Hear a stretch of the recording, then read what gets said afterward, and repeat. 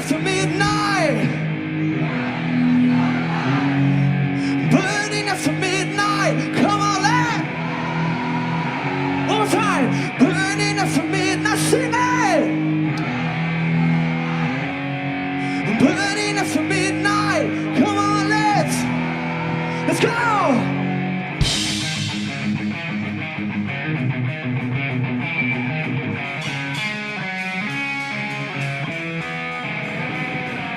Het Phoenix Festival is het festival voor Friesland waar alle talenten die er een beetje toe doen gaan spelen.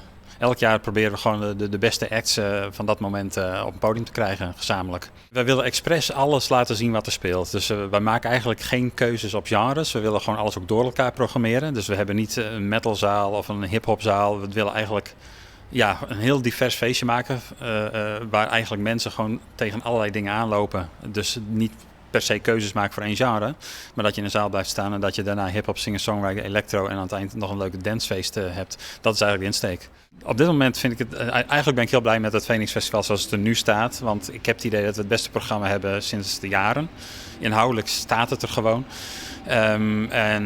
In alle genres speelt enorm veel. En ja, wat ik al zei, we proberen echt speciale projecten naar ons te trekken.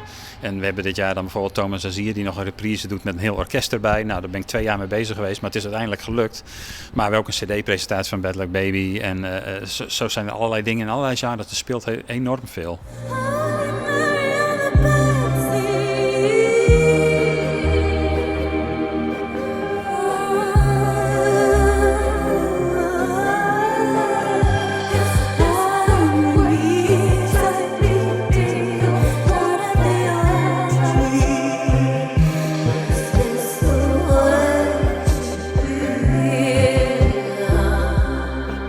Ja, nee, het niveau is echt heel hoog.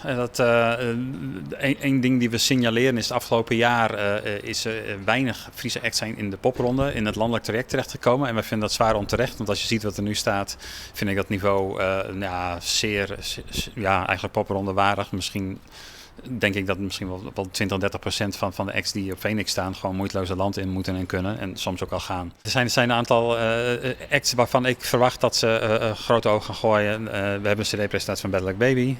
Die band die hikt gewoon tegen het landelijke netwerk aan, dus dat is een matter of time, denk ik.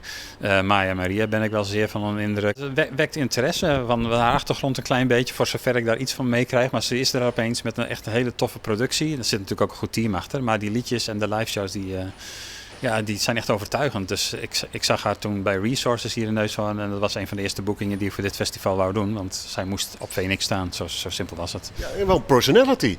Ja, en dat mag best hoor. In Friesland mogen meer personality zijn. Dus het is wel een heel eigen iemand. Eigen geluid. Maar ook gewoon hoe ze op het podium staat. En hoe ze is ook in social media. Dus ik vind het wel mooi dat mensen op die manier zich profileren. Op een heel eigen manier. Ja. Beeldstar, gewoon een toffe band. Ja, Beeldstar die wou ik eigenlijk vorig jaar al boeken, maar toen hadden ze net een cd-presentatie gedaan. Dus ze gaan bij ons een reprise houden van die show toen. Maar ze spelen overal. Dus eigenlijk was het die band moest er gewoon bij.